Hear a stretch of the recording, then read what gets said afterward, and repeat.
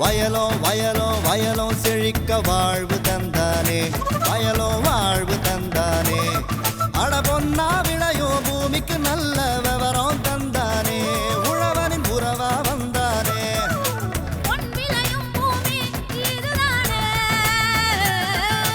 வயலோ வயலோ வயலோ செழிக்க வாழ்வு தந்தானே, வயலோ வாழ்வு தந்தானே. அட பொன்னா விளையோ பூமிக்கு நல்ல விவரம் தந்தானே, உழவனின் உறவா வந்தானே. தந்தன தந்தன தன தந்தானே, மண்வள பொங்கிட துணை வந்தானே. தந்தன தந்தன தன தந்தானே, மண்வள பொங்கிட துணை வந்தானே. வணக்கம் வேளாண் பெருமக்களே. இன்றைய பொன் விளையும் பூமி நிகழ்ச்சியில் முதலில் வருவது வேளாண் செய்திகள், வேளாண் சந்தை நிலவரம், வேளாண் வானிலை.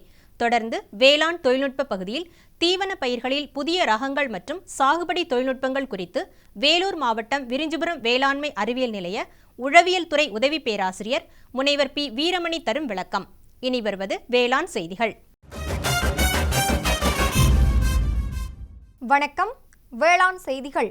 முதலில் வருவது மாத்தி யோசிச்சேங்க. விதை சுத்திகரிப்பு நிலையத்தின் மூலம் வெற்றி கண்ட விவசாயி என் பெருமாள் சாமி தரும் செய்தி.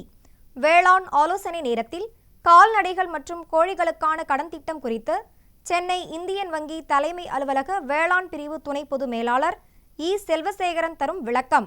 தொடர்ந்து வேளாண் சந்தையில் கோயம்புத்தூர் மாவட்டம் பொள்ளாச்சி உழவர் சந்தையில் காய்கறிகளின் இன்றைய விலை நிலவரம். வேளாண் வானிலையில் மலைப்பிரதேச மண்டல மாவட்டங்களுக்கான வானிலை அறிவிப்பு, உழவர் மற்றும் மீனவர்களுக்கான வானிலை முன்னறிவிப்பு. விரிவான செய்திகள். மாத்தி யோசிச்சேங்க. விதை சுத்திகரிப்பு நிலையம் மூலம் வெற்றி கண்ட விவசாயி என் பெருமாள்சாமி. இவர் தேனி மாவட்டம் கொண்டமனூர் கிராம வேளாண்மையாளர். இவர் வேளாண்மையினை லாபகரமாக செய்ய வேண்டும் எனும் நோக்கோடு வேளாண்மை துறை மற்றும் தேனி காமாட்சிபுரம் வேளாண்மை அறிவியல் நிலையத்தின் துணையோடு தொழில்நுட்ப உதவியினை பெற்று கோவை தமிழ்நாடு வேளாண்மை பல்கலைக்கழகத்திலிருந்து தாய் விதைகளை பெற்று சக விவசாயிகளின் மூலம் சாகுபடி செய்து அதனை தனது விதை சுத்திகரிப்பு நிலையத்தின் மூலம் சுத்திகரித்து விற்பனை செய்து அதன் மூலம் தன் வாழ்வாதாரத்தினை பெருக்கிக் கொண்ட இவரின் அனுபவங்களை நம்மிடம் பகிர்ந்து கொண்ட போது,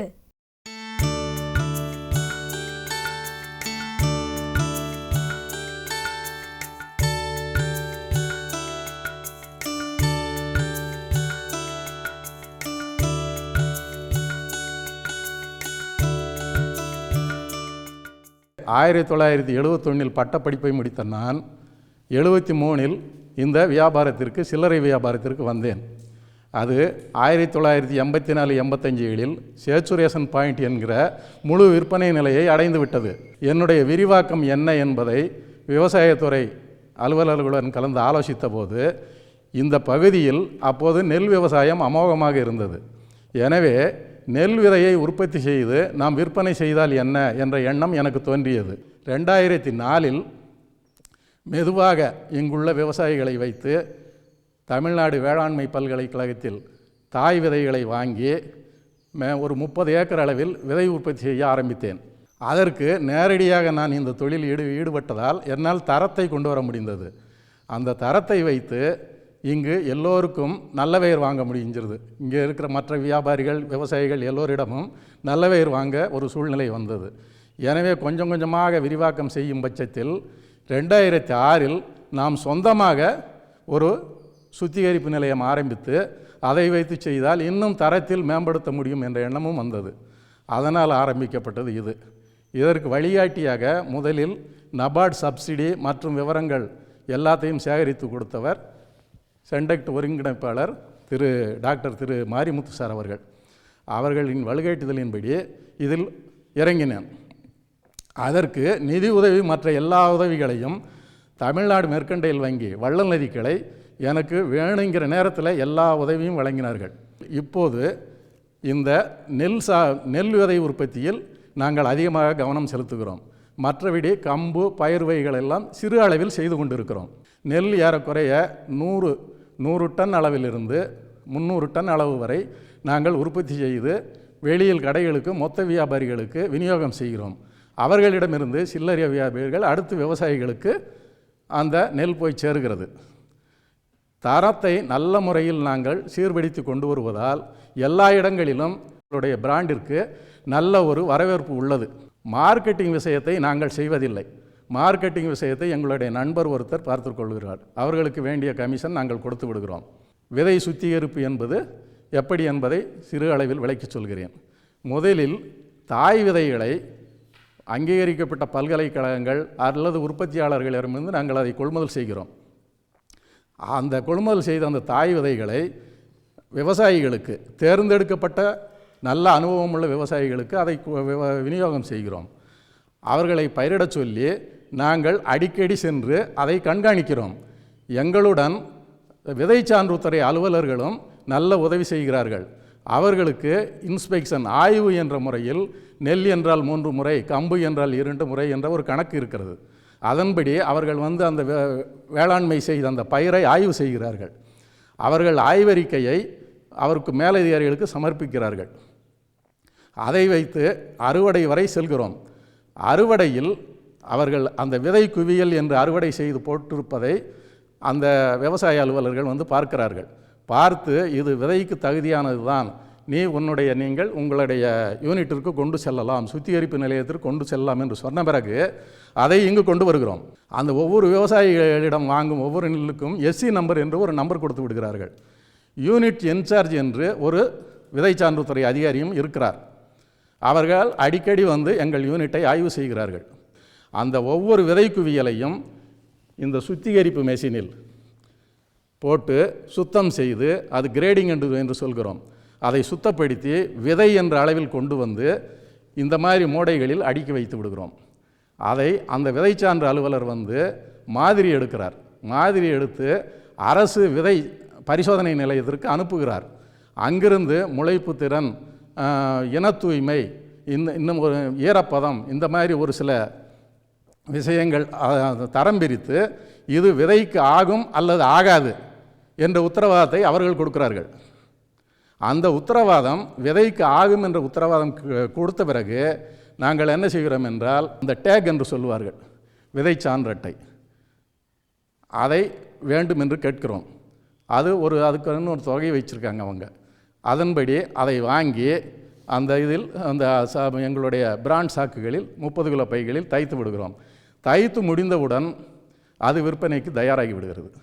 இது நாங்கள் இங்கிருந்து மொத்த வியாபாரிகளுக்கோ சில்லறை வியாபாரிகளுக்கோ அனுப்புகிறோம். அங்கிருந்து அது விவசாயிகளுக்கு கிடைக்கிறது. இனி வருவது வேளாண் ஆலோசனை நேரம்.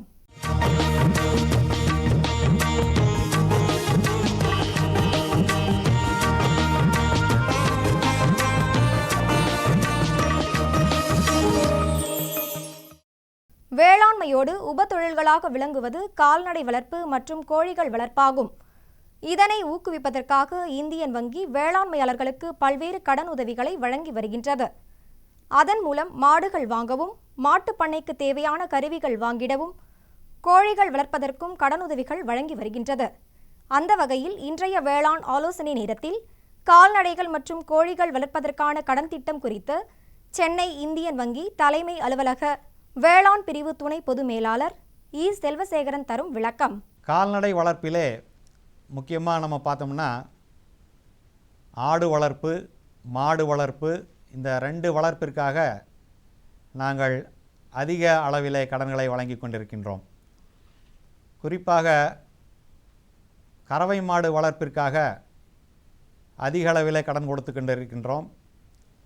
கறவை மாட்டு கடன் என்பது வருடம் முழுவதும் பால் உற்பத்திக்காக தரக்கூடிய ஒரு முக்கியமான கடன். இதில் அதாவது 2 கறவை மாடுகள் தர ஒரு திட்டமும், 5+5 அதாவது 10 கறவை மாடுகள் தர ஒரு திட்டமும், மேலும் 10 கறவை மாடுகளுக்கு மேலே சுமார் ஒரு 50-100 கறவை மாடுகள் வைப்பதற்காகவும் கடன் திட்டம் இந்தியன் வங்கியில் உள்ளது. தற்போது 5+5 10 கறவை மாடுகள் வைத்து வளர்ப்பதற்கு உண்டான கடன் திட்டத்தை நாம் இப்போது பார்ப்போம். இந்த 10 கறவை மாடுகள் வைத்து வளர்க்க வேண்டுமென்றால் ஒரு விவசாயியானவர் குறைந்தபட்சம் ஒரு 1 ஏக்கர் நிலமாவது வைத்திருக்க வேண்டும். அந்த 1 ஏக்கரில் தண்ணி வசதி இருக்கணும். இந்த 1 ஏக்கர் எதுக்கு நம்ம சொல்கிறோம் அப்படின்னா, இந்த 10 கறவை மாடுகளுக்கு உண்டான தீவன உற்பத்திக்காக இந்த 1 ஏக்கர் நிலம் கட்டாயமாக தேவைப்படுகின்றது. இதில் என்னென்ன நோக்கங்களுக்காக நம்ம கடன் கொடுக்குறோம் அப்படின்னா, கறவை மாடுகள் வளர்ப்பதற்காக முதலில் கொட்டகை அமைக்க வேண்டும், ஷெட்டு. இந்த ஷெட்டு அமைப்பதற்காகவும், மேலும் இந்த மாடுகள் வளர்ப்பதற்காக முதலிலே 5 மாடு தருவோம். ஒரு 6லிருந்து 8 மாதங்கள் கழித்து மீண்டும் ஒரு முறை 5 மாடுகள் தருவதற்கு ஏற்பாடு செய்கின்றோம். இந்த 10 மாடுகள் மொத்தமாக வாங்குவதற்கு கடன் கொடுக்கின்றோம். அதை தவிர இந்த இதர கருவிகள் வாங்குவதற்காகவும், இந்த தீவனங்கள், அதாவது கான்சன்ட்ரேட்ஸ், அடர் தீவனங்கள் வாங்குவதற்காகவும் மொத்தத்திற்கு மாட்டு கொட்டகை, பசுமாடுகள் வாங்க, இயந்திரங்கள் வாங்க, பயிர்கள், அடர் தீவனங்கள் வாங்குவதற்காக எல்லாம் சேர்த்து உங்களுக்கு கடன்களை அளிக்க திட்டம் உள்ளது. இந்த திட்டத்தில் கொடுக்கக்கூடிய கடனுக்கு ரொம்ப குறைஞ்ச வட்டியில் நாங்கள் கடன் கொடுத்துட்ருக்குறோம்.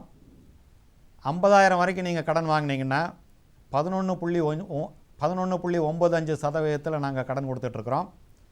அதுவே 50,000லிருந்து 2 லட்சம் வரைக்கும் நீங்கள் கடன் வாங்கினீங்கன்னா 12.2% அளவிற்கு நாங்கள் வட்டியாக உங்கள்கிட்டருந்து வாங்குகிறோம். 2லிருந்து 5 லட்சம் வரைக்கும் நீங்கள் கடன் வாங்கினீங்கன்னா 12.7% அளவிற்கு நாங்கள் உங்கள்கிட்டருந்து வட்டியாக வசூல் செய்கிறோம். அதுவே 5 லட்சத்துக்கு மேலே கடன் வாங்கினீங்கன்னா 12.95% அளவிற்கு நாங்கள் வட்டியாக வசூலிக்கிறோம். இதில் நாங்கள் கடன் கொடுக்குறப்போ இந்த ஊரக வளர்ச்சி அலுவலர் வந்து உங்கள் இடத்தையெல்லாம் பார்வையிட்டு உங்களுக்கு 1 ஏக்கர் நிலம் இருக்குதா, அதில் தண்ணி வசதி இருக்குதா, இதெல்லாம் பார்த்துட்டு உங்களுக்கு கடன் கொடுக்கறதுக்கு அவங்க ஏற்பாடு பண்ணுவாங்க. இதில் வந்து திருப்பி செலுத்துகிற காலம் ஆனது நீங்கள் லோன் வாங்கினதுலேருந்து ஒரு 2 மாதம் தவணை 2 மாதம் கழித்து மாதம் நீங்கள் திருப்பி செலுத்தலாம். இதை தவிர இந்த கோழி வளர்ப்புன்னு பார்த்திங்கன்னா முட்டைக்கோழி வளர்ப்பு மற்றும் கறிக்கோழி வளர்ப்பிற்காக கடன் கொடுத்துட்ருக்குறோம். இந்த முட்டைக்கோழி வளர்ப்பிற்காக அந்த ஷெட் அமைக்கிறதுக்கு, குஞ்சு வாங்கிறதுக்கு, இதர கருவிகள் வாங்கிறதுக்கு, இதுக்கெல்லாம் சேர்த்தும், அதே மாதிரி கறிக்கோழி வாங்கிறதுக்காக ஷெட் அமைச்சு அதனுடைய இதர கருவிகள் வாங்குவதற்காக நாங்கள் கடன் கொடுத்துட்ருக்குறோம். இதில் என்னென்னா, இப்போ நிறைய இன்றைக்கெல்லாம் பார்த்திங்கன்னா கறிக்கோழி வளர்ப்பு ரொம்ப அதிகமாக இருந்துகிட்டு இருக்குது. அதில் சில நிறுவனங்கள் கான்ட்ராக்ட் ஃபார்மிங் முறையில் விவசாயிகளுக்கு தேவையான அனைத்து இடுபொருட்கள், அதாவது கோழி குஞ்சிலிருந்து தீவனங்கள், அப்புறம் அதுக்கு உண்டான மருத்துவ வசதி எல்லாமே அவங்க செஞ்சு தர்றாங்க. நாங்கள் வந்து இந்த குஞ்சு வளர்ப்பதற்கும் மற்றும் அந்த ஷெட் அதாவது கொட்டகை அமைப்பதற்கு இந்த கடனை தந்துட்டுருக்குறோம். இது வந்து கிட்டத்தட்ட ஒரு 49 நாள்லேருந்து 52 நாளுக்குள்ளே இந்த குஞ்சானது வளர்ந்துடும். வளர்ந்த குஞ்சுகளை வந்து அவங்க வாங்கிட்டு போயிட்டு ஒரு விவசாயிக்கு 1 கிலோ கோழிக்கு இவ்வளவு ரூபா அப்படின்ட்டு அவங்க நிர்ணயித்து கொடுத்துட்றாங்க. இந்த திட்டங்கள்லாம் வந்து இந்தியன் வங்கியினுடைய அனைத்து கிளைகளிலும் நாங்கள் செயல்படுத்திக்கிட்டு இருக்கிறோம். இதுக்கு உண்டான மேலும் விவரங்களுக்கு அருகிலுள்ள இந்தியன் வங்கியின் கிளைகளை அணுகி மேலும் விவரங்களை தெரிந்து கொண்டு நீங்கள் இந்த கால்நடை வளர்ப்பிற்காக கடன்களை பெற்று உங்கள் வாழ்க்கை தரம் உயர வேண்டும் என்று வேண்டி உங்களிடத்திலிருந்து விடைபெறுகின்றேன். நன்றி, வணக்கம். மேலும் விவரம் பெற செல்வசேகரன் அவர்களை 044 28 13 45 42 என்ற தொலைபேசி எண்ணில் தொடர்பு கொள்ளலாம். விளம்பர இடைவேளைக்கு பிறகு வேளாண் செய்திகள் தொடரும். சரிங்க. இவ்ளோ நேரம் சிரிச்சு யார்கிட்ட பேசிட்டு இருந்தீங்க? விவசாயிகள் கால் சென்டர் நிபுணர்கிட்ட பயிர்கள் பத்தின யோசனை கேட்டுட்டு இருந்தேன். காலையில சரி, மதியானம் கூடவா? விவசாயிகள் கால் சென்டர் காலையில 6 மணில இருந்து ராத்திரி 10 மணி வரை திறந்திருக்கும். ஞாயிற்றுக்கிழமை கூடவா? ஆமா, வருஷத்துல 365 நாளும் திறந்திருக்கும். விவசாயம் சம்பந்தப்பட்ட பிரச்சனைகளுக்கு தங்கள் மொழியில் உடனே தீர்வு பெற இந்தியாவில் எங்கிருந்தும் எந்த போன் மூலமும் தேசிய ஹெல்ப்லைன் நம்பர் 1800 180 1551 தொடர்பு கொள்ளவும். இனி வருவது வேளாண் சந்தை.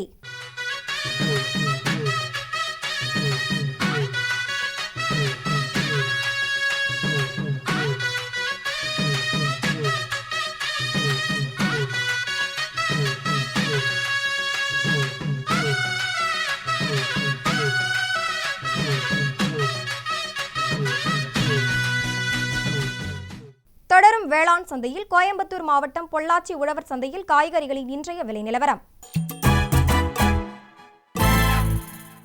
கத்தரிக்காய் 1 கிலோ 40 ரூபாய்க்கும், வெண்டைக்காய் 1 கிலோ 36 ரூபாய்க்கும், அவரைக்காய் 1 கிலோ 40 ரூபாய்க்கும், சின்ன வெங்காயம் 1 கிலோ 35 ரூபாய்க்கும், பெரிய வெங்காயம் 1 கிலோ 24 ரூபாய்க்கும், பச்சை மிளகாய் 1 கிலோ 50 ரூபாய்க்கும், தக்காளி 1 கிலோ 30 ரூபாய்க்கும், கருவேப்பிலை 1 கிலோ 50 ரூபாய்க்கும், கொத்தமல்லி 1 கிலோ 30 ரூபாய்க்கும், புதினா 1 கிலோ 40 ரூபாய்க்கும் விற்பனை செய்யப்பட்டது. இனி வருவது வேளாண் வானிலை.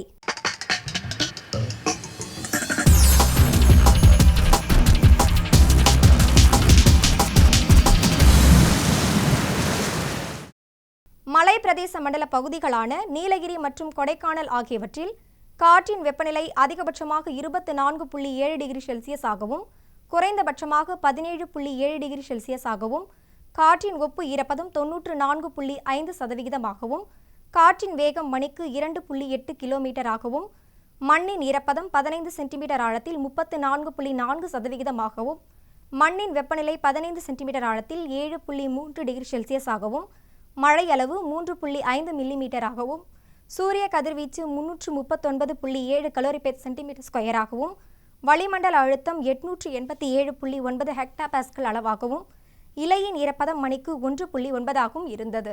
வானிலை முன்னறிவிப்பு. உழவர்களுக்கான வானிலை முன்னறிவிப்பு. தமிழகம் மற்றும் புதுச்சேரியில் அநேக இடங்களில் லேசானது முதல் மிதமான மழை பெய்யக்கூடும்.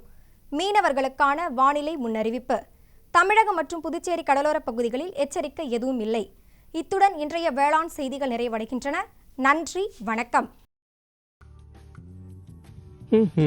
குழம்புல மசாலா அதிகமா இருக்கு. எத்தனை முறை சொல்லியிருக்கேன், எவ்வளவு தேவையோ அதை மட்டும் போடுன்னு. அட, நான் எப்பவோ ஒரு முறை இப்படி பண்றேன். ஆனா நீங்க வயல்ல எப்பவுமே கண்ட கிருமிநாசினிய போடுறீங்க. அப்ப அது மருமக சொல்றது சரிதான்.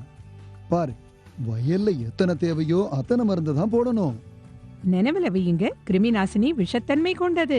டப்பாவுல எழுதப்பட்டிருக்கும் அளவுல தான் மருந்த போடணும். முதலில் பேரோமோன் ட்ராப், லைட் ட்ராப், உதவும் கிருமிகள், உயிரி கிருமிநாசினி ஆகியவற்றை பயன்படுத்த வேண்டும். அவசியம் ஏற்பட்டால் மட்டுமே ரசாயன கிருமிநாசினியை பயன்படுத்த வேண்டும். தெளிப்பை காலை மாலை கையுறை, மாஸ்க் மற்றும் உடலை முழுவதும் மூடும் உடை அணிந்து செய்யுங்கள். காற்றின் திசையில் தெளிக்கும் போது பின்னால் செல்லவும். மருந்தின் டப்பா தெளிக்கும் கருவியை பாதுகாப்பான இடத்தில் வையுங்கள்.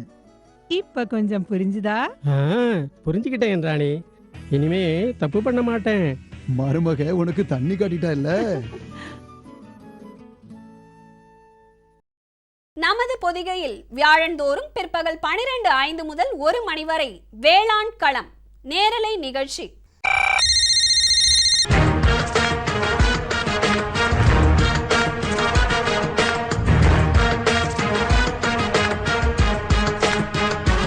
வேளாண்மையாளர்களுக்கான தொழில்நுட்ப தகவல்கள், புதிய வேளாண் முறைகள், மத்திய மாநில அரசுகளின் திட்டங்கள், வங்கிகளின் வேளாண் கடனுதவிகள், கால்நடை வளர்ப்போருக்கான புதிய தொழில்நுட்பங்கள், மீன்வள மேம்பாடு மற்றும் மீன் வகைகள், பருவநிலைக்கேற்ற வேளாண் ஆலோசனைகள், வேளாண், கால்நடை, மீன் வகை ஆகியவற்றை சந்தைப்படுத்த ஏற்ற தகவல்கள், இன்னும் எண்ணற்ற வேளாண் தேவைகளை வேளாண்மையாளர்கள் தொலைபேசி மற்றும் அலைபேசி வழியே அந்தந்த துறை வல்லுநர்களை நேரடியாக தொடர்பு கொண்டு விளக்கம் பெற்றிட பொதிகையின் இன்னொரு களம் வேளாண் களம் நேரலை நிகழ்ச்சி. வியாழந்தோறும் பிற்பகல் 12:05 முதல் 1 மணி வரை பங்கு கொள்ளுங்கள், பயன் பெறுங்கள். வேளாண் களம் நேரலை நிகழ்ச்சி.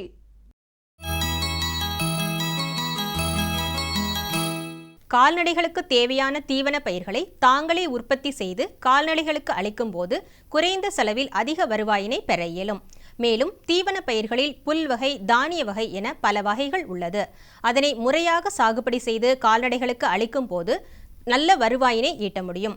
அந்த வகையில் இன்றைய வேளாண் தொழில்நுட்ப பகுதியில் தீவன பயிர்களில் புதிய ரகங்கள் மற்றும் சாகுபடி தொழில்நுட்பங்கள் குறித்து வேலூர் மாவட்டம் விரிஞ்சிபுரம் வேளாண்மை அறிவியல் நிலைய உழவியல் துறை உதவி பேராசிரியர் முனைவர் பி. வீரமணி அவர்கள் அளிக்கும் விளக்கம்.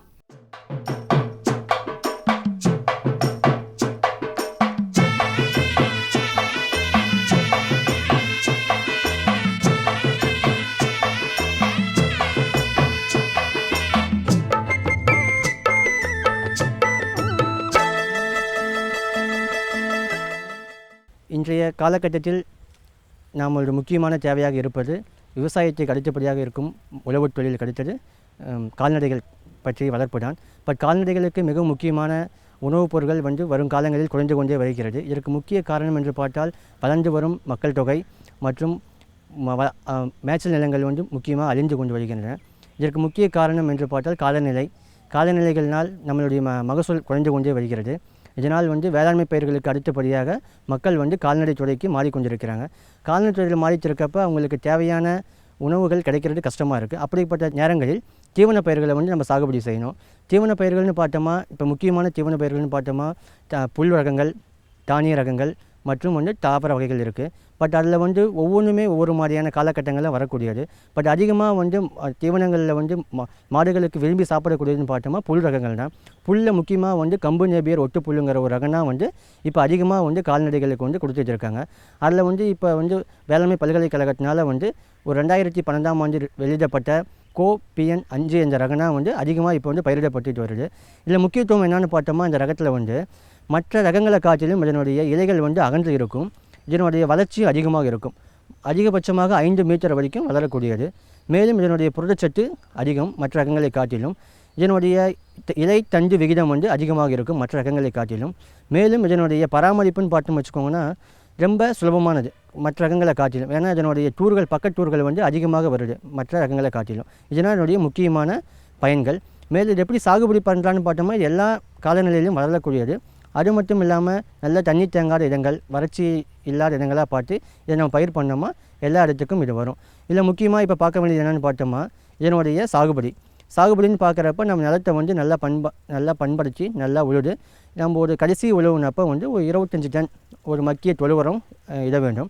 அதுக்கப்புறம் பார்த்தா தலை மணி சாம்பல் சத்துன்னு பார்த்தோம்னு வச்சுக்கோங்கன்னா 75 கிலோ தலைச்சத்து, ஒரு 50 கிலோ மணிச்சத்து, ஒரு 40 கிலோ வந்து சாம்பல் சத்து நம்ம இதுக்கு இடணும். அடி உரமாக கடைசி உழவின் போது இடணும். இதனோட ஒரு அதிகமான ஊட்டச்சத்துக்களை மண்ணிலிருந்து எடுக்கக்கூடிய ஒரு பயிர். அதனால் நம்ம அதிகமாக எவ்வளோ ஊட்டச்சத்துக்கள் கொடுக்குறோமோ அதுக்கு தகுந்த மாதிரி இதனுடைய வளர்ச்சி இருக்கும். ரெண்டாவதாக பார்த்தோம்னு வச்சுக்கோங்க, இதனுடைய விதைக்கருணிகள். நம்மளுடைய கணுக்கள் வந்து நல்ல முடிச்சு அடைந்த ஒரு 6 மாதங்கள் முடிச்சு அடைந்த பயிர்கள் இருந்து இதனுடைய விதைக்கருணிகளை நம்ம கலெக்ட் பண்ணலாம். இப்போ பார்த்தோம்னு வச்சுக்கோங்களேன், ஒரு ஏக்கருக்கு பார்த்தோமோ ஒரு ஹெக்டேருக்குன்னு பார்த்தோமா நமக்கு வந்து ஒரு 34,000 விதைக்கருணிகள் நமக்கு தேவைப்படும். எப்படின்னா நம்ம எப்படி நட போகிறோம்னா இதனுடைய பார் இடைவெளின்னு பார்த்தோமா ஒவ்வொரு பாருக்கும் இடைவெளி வந்து ஒரு 2 அடி இருக்கும். அதாவது 60 சென்டிமீட்டர் இருக்கும். பாருக்கு இடைவெளி 60 சென்டிமீட்டர் இருக்கிறப்ப ஒவ்வொரு கருணைக்கான இடைவெளி வந்து இது வந்து 50 சென்டிமீட்டர். அப்படிங்கிற இடைவெளியில் நம்ம பயிர் பண்ணுறப்ப ஒரு 34,000 விதைக்கருணிகள் வந்து நம்ம இதுக்கு தேவைப்படும்.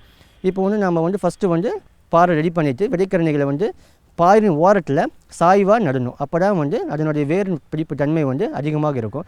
இப்போ நடவு பண்ண வேட்டி நமக்கு வந்து ஒரு 3ஆவது நாள் உயிர் தண்ணி கொடுத்துட்டு அதுக்கப்புறம் வந்து ஒரு 10 நாளைக்கு ஒரு டைம் நம்ம தண்ணி கொடுத்து வரலாம். இது கொடுத்து முடிச்சுட்டு ஒரு 45 நாள் ஆனதுக்கு அப்புறமே வந்து மறுபடியும் ஒரு தலைச்சட்டை வந்து ஒரு 75 கிலோ தலைச்சட்டை நம்ம வந்து மேலே கொடுத்தோமா மேலுரமாக கொடுத்தோமா இதனுடைய வளர்ச்சி வந்து இன்னும் அதிகமாகும். அதுக்கு அடுத்துன்னு பார்த்தோம்னா இதனுடைய ஃபஸ்ட்டு வந்து எப்போ வந்து இதை வந்து அறுவடை பண்ணணும்னு பார்த்தோம்னா ஒரு 75 to 80 நாள் ஆனதுக்கப்புறம் தான் இதை வந்து அறுவடை பண்ணணும். இது ஏன் மற்ற ரகங்கள்லேருந்து என்ன மாறுபட்டு இருக்குதுன்னு பார்த்தோம்னா இந்த ஃபஸ்ட்டு அறுவடைக்கு அப்புறமே வந்து இதனுடைய பக்கத்தில் வர அதிகமான டூர்கள் வந்து அதிகமாகிட்டே இருக்கும். அதனால் இதனோட முக்கியமான சிறப்பு அம்சம். ரெண்டாவதாக பார்த்தோம்னா அடுத்த 2வது அறுவடை வந்து 45 நாளைக்கு ஒரு டைம் இதை பண்ணிக்கிட்டே இருக்கலாம். இது மாதிரி பண்ணுறப்ப ஒரு ஹெக்டேருக்கு குறைந்தபட்சமாக 375 400 டன் வந்து மகசூல் நமக்கு கிடைக்கும். இதுதான் வந்து என்னோடய முக்கியமான அம்சம்.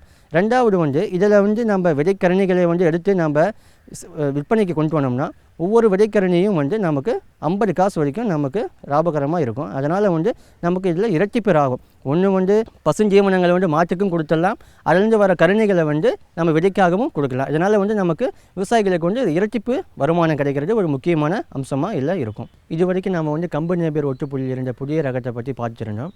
அடுத்தது நம்ம பார்க்க போகிறது வந்து தானிய வகையில் இருக்கக்கூடிய தீவன பயிரான தீவன சோளம். இது வந்து நம்ம மறுபடியும் பண்ணிகிட்டு இருக்கோம் இல்லை, நார்மலாக பண்ணிகிட்டு இருக்க சோளத்திலேருந்து இது கொஞ்சம் மாறுபட்டது. என்னென்னு பார்த்தோமா இது வந்து மருதாம்பு சோளம். நம்ம எப்பயுமே பண்ணிகிட்டு இருக்க சோளம் வந்து ஒரு டைம் வந்து நம்ம கட் பண்ணிட்டோமோ அது டைம் அதை வந்து அறுவடை பண்ண முடியாது. ஆனால் இந்த சோளத்தில் வந்து நம்ம வருஷத்துக்கு வந்து 6 to 7 முறை வந்து இதை வந்து அறுவடை பண்ணலாம். அதனால் வந்து இது வந்து மருதாம்பு தீவன சோளம்னு சொல்கிறாங்க. இது வந்து நம்முடைய புதிய ரகமான FS 31ங்கிற ஒரு ரகனா வந்து இப்போ நம்ம வேளாண்மை பல்கலைக்கழகத்தால் வெளியிடப்பட்டுள்ளது. இந்த ரகத்தினுடைய சிறப்பு அம்சங்கள்னு பார்த்தோம்னா இந்த ரகங்கள் வந்து ஒரு அதிக உயரமாக ஒரு ஒரு 3 மீட்டர் வரைக்கும் உயரங்கள் இது வளரக்கூடியது. ரெண்டாவது இதனுடைய பக்க கிளைகள் வந்து பக்க டூர்கள் சொல்லக்கூடியது வந்து ஒரு 17 to 20 டூர்கள் வந்து பக்க டூர்கள் வைக்கும். அதனால் வந்து நமக்கு வந்து பசுந்தீவனங்கள் வந்து அதிக அளவு கிடைக்கும் ஒரு வருடத்திற்கு. நார்மலாக பார்த்தோமா ஒரு வருடத்திற்கு 190 to 200 டன்கள் மகசூல் வந்து கொடுக்கக்கூடியது ஒரு ஹெக்டேருக்கு இந்த மருதாம்பு தீவன சோளம். இதை வந்து நம்ம எப்படி வந்து ஒரு சாகுபடி பண்ணணும்னு பார்த்தோமா, இது வந்து ஒரு ஹெக்டேருக்கு வந்து 5 கிலோ விதை போதுமானது. இது வந்து ஒரு ஹெக்டேருக்கு 5 கிலோ விதை இருந்தால் போதும். இந்த விதையை வந்து நம்ம எப்படி வந்து நம்ம சாகுபடி பண்ணோம்னா, நம்ம எப்பயும் பண்ணுற மாதிரி சோளத்துக்கு பண்ணுற மாதிரி நல்ல நிலத்தை வந்து நல்லா பண்படுத்தி கடைசி உழவின் போது வந்து ஒரு 25 டன் வந்து நல்ல மக்கிய தொழு உரங்கள் இட்டு அடி உரமாக வந்து ஒரு 45-40-40ங்கிற முறையில் வந்து தலைமணி சாம்பல் சத்துக்களை வந்து கடைசி உழவின் போது இடணும். அதுக்கப்புறமே வந்து இது வந்து நம்ம வந்து மானாவாரியாக விதைக்கிற மாதிரி நம்ம கை விதைப்பாகவும் விதைக்கலாம். இல்லைன்னா வந்து பார்கள் அமைச்சு நம்ம பார்களையும் விதைக்கலாம். பார்கள் அமைக்கிறப்ப 30 சென்டிமீட்டர் இடைவெளியில் பார்கள் அமைக்கணும். அப்போ தான் வந்து நமக்கு வந்து பக்க கிளைகள் வந்து நல்லா அதிகமாக வரும். முதல் அறுவடை எப்போ பண்ணோம்னா, முதல் பூக்கள் எப்போ பூக்குதோ அதுக்கப்புறம் தான் இதை அறுவடை பண்ணணும். எப்பயுமே சோளத்தில் இருக்கிற ஒரு விஷத்தன்மை வந்து இதுலேயும் இருக்கும். அதனால் வந்து நம்ம ஒரு பூக்கள் பூட்டதுக்கு அப்புறமா இதை அறுவடை பண்ணோம்னா நமக்கு வந்து அந்த விஷத்தன்மை வந்து கம்மியாக இருக்கும். இதுதான் வந்து என்னுடைய சிறப்பு அம்சம். ரெண்டாவது பார்த்தோமா, ஒவ்வொரு அறுவடைக்கும் அப்பையும் ஒரு 45 கிலோ வந்து நம்ம தலைச்சத்து இதை கொடுத்தோம்னா ஒவ்வொரு அறுவடை அப்பையும் நமக்கு வந்து மகசூல் பசுந்தீவன மகசூல் வந்து அதிகமாக இதில் கிடைக்கும். ரெண்டாவது இதில் பூச்சி நோய் தாக்குதல் வந்து இதில் கண்டிப்பாக ஒன்றுமே இருக்காது.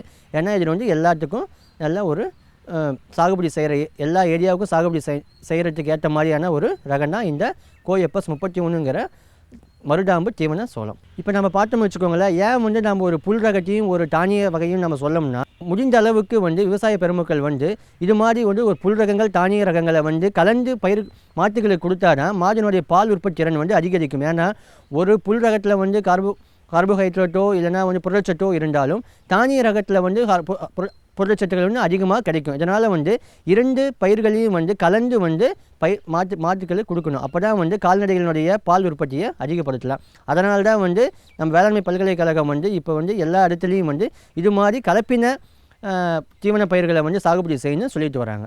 மேலும் விவரம் பெற முனைவர் பி வீரமணி அவர்களை 09894266355 என்ற கைபேசி எண்ணில் தொடர்பு கொள்ளலாம்.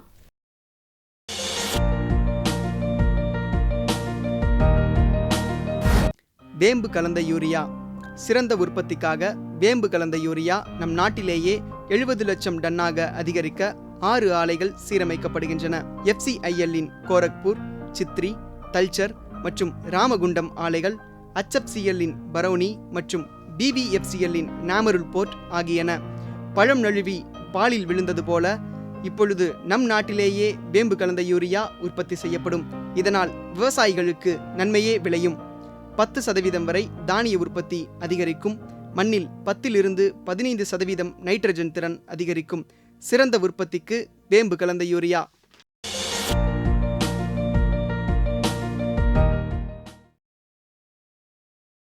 இன்று மாலை 5:30க்கு பொன் விளையும் பூமி நிகழ்ச்சியில்